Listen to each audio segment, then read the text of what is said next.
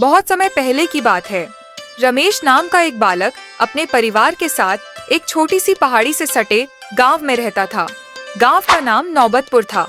रमेश काफी शरारती स्वभाव का लड़का था और वह तरह तरह की नादान हरकतें किया करता था। उसके हरकतों से हमेशा कोई न कोई छोटी बड़ी आफत आ जाती थी।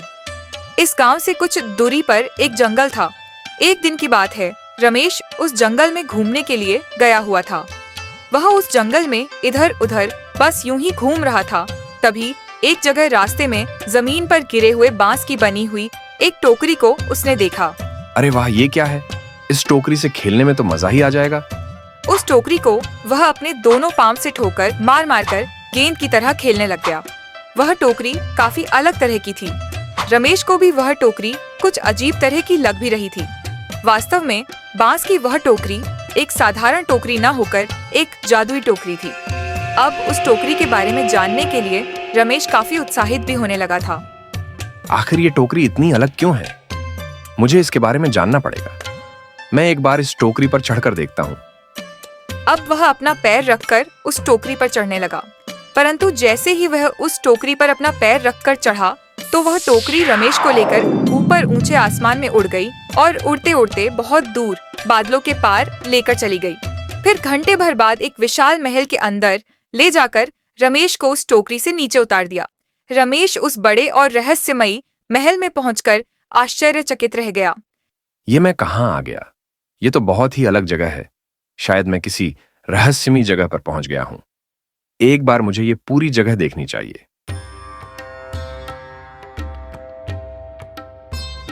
अरे वाह, इस पूरी जगह में तो सिर्फ खजाना ही खजाना है।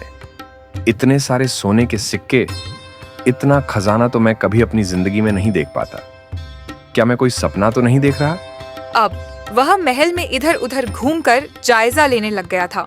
घूमते घूमते रमेश का सामना एक काफी लंबे चौड़े व्यक्ति से हुआ, जो उस समय महल में पड़े हुए बेशकीमती सामान जैसे कि सोना, चांदी, हीरा, जवाहरात के पास खड़ा होकर उस खजाने की रक्षा कर रहा था। वह विशाल व्यक्ति भी अचानक रमेश को देखकर चौंक गया। उसने रमेश से पूछा, तुम यहाँ पर क्या कर रहे हो और तुम यहाँ तक कैसे पहुँचे? यहाँ तक पहुँचना कोई आम बात नहीं है। बताओ तुम कौन हो और यहाँ तक कैसे पहुँचे? रमेश ने उस व्यक्ति को अपनी सारी बातें बता दी। वह विशाल व्यक्ति काफी दयालु भी था। उसने रमेश को कुछ खजाना देने की पेशकश भी की, परंतु एक शर्त यह भी रखी कि रमेश बिना पूछे कोई भी चीज इस खजाने में से हाथ नहीं लगाएगा। रमेश काफी खुश हो गया। उसने उस विशाल व्यक्ति की यह शर्त मान ली। लेकिन कुछ दिनों के बाद ही रमेश पर लालच पूरी तरह से हावी हो गया था। अरे वाह, इतना सारा खजाना है यहाँ पर, किसी को क्या ही पता चलेगा। मैं चुपके से थोड़ा सा सोना ये से ले लेता हूँ। उस बड़े आदमी को कौन सा कुछ पता चल रहा है? उसने बिना पूछे खजाने में से कुछ सोना और जवाहरात चुपचाप चुरा लिया था। कुछ दिनों बाद रखवाले को एहसास हो गया कि कुछ सामान गायब है। मुझे कुछ गड़बड़ लग रही है। इसमें से कुछ सोना कम हुआ है। शायद उस लड़के ने यहाँ से कुछ सोना चुरा लिया है। मुझे एक बार उससे बात करनी पड़ेगी। जब खजाने के रखवाले को रमेश की इस हरकत का पता चला तो वह काफी गुस्सा हो गया था। उसने रमेश को महल में खोजा।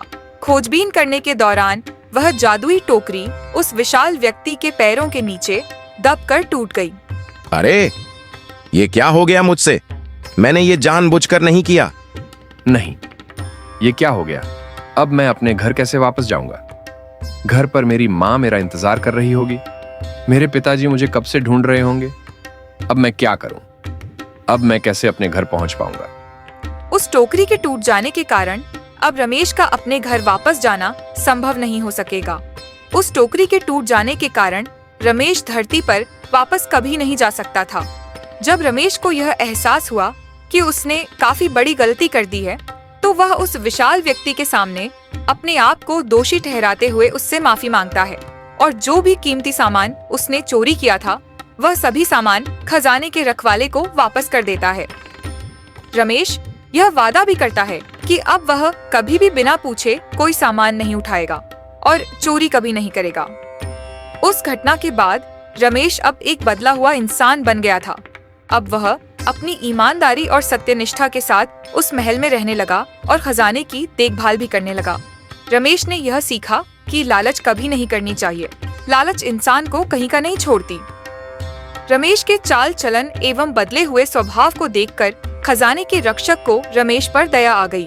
उसने फिर से एक जादुई टोकरी बनाई जिस पर सवार होकर रमेश अब अपने गांव जा सकता था। एक दिन रमेश उस टोकरी पर सवार होकर फिर से अपने गांव की ओर उड़ गया। खजाने के रक्षक ने रमेश को कुछ खजाना भी दिया। रमेश अपने गांव आकर उस खजाने में से कुछ हीरे जवाहरात अपने गांव वालों के बीच भी बांट देता है। इस कहानी से हमें यह सीखने को मिलता है कि ईमानदारी और सत्यनिष्ठा का साथ कभी नहीं छोड़ना चाहिए। लालच हमें क्षणिक रूप से सुख दे सकता है, परंतु अंततः यह हमें विनाश की ओर ही ले जाता है। एक बार की बात है, एक छोटा सा गांव था जहां एक पीपल के पेड़ में एक पाद मारने वाली चुड़ैल रहा करती थी। उसे कोई भी नहीं देख पाता था। जब भी कोई उस पेड़ के सामने से गुजरता था तो चुड़ैल उसके सामने पाद देती थी, फिर वो इंसान वहीं बेहोश होकर गिर जाता था। सारे गांव वाले उस पेड़ से बहुत परेशान थे।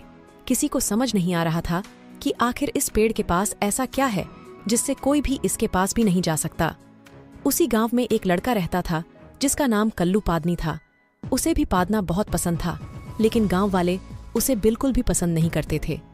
एक दिन कल्लू पादनी उस पाद मारने वाली चुड़ैल के पेड़ के सामने से गुजर रहा था। चुड़ैल ने उसे देखा और उसके मुंह में पाद दिया, लेकिन कल्लू पादनी को कुछ नहीं हुआ। चुड़ैल ने एक और बार पादा, तब भी कल्लू पादनी वहीं पर खड़ा रहा। चुड़ैल को समझ नहीं आ रहा था कि आखिर हो क्या रहा है। इस कल्लू पादनी के सामने तो मेरी पाद कुछ भी नहीं है।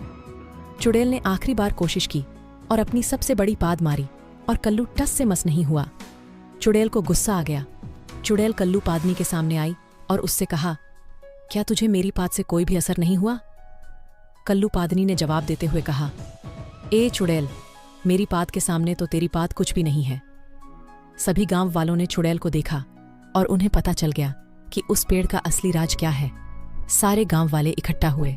सभी को चुड़ैल पर बहुत गुस्सा आ रहा था, लेकिन उसकी पाद की बदबू के कारण कोई भी उसके करीब नहीं जा पा रहा था। सभी जैसे ही उसके करीब जाते वो वहीं पर बेहोश हो जाते। कल्लू पादनी ये सब देख रहा था। उसने अपने गांव वालों की मदद करने की सोची और चुड़ैल के मुंह में पाद दिया। कल्लू पादनी की पाद इतनी ज्यादा बदबूदार थी, चुड़ैल ने वहीं पर अपना दम तोड़ दिया। सभी गांव वाले बहुत खुश थे। उन सभी गांव वालों ने कल्लू पादनी की बहुत प्रशंसा की। उसके बाद से सभी कल्लू पादनी को बहुत प्यार करने लगे। ऐसी और वीडियोस के लिए हमारे चैनल को सब्सक्राइब करना ना भूलें।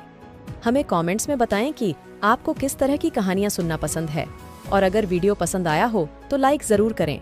धन्यवाद।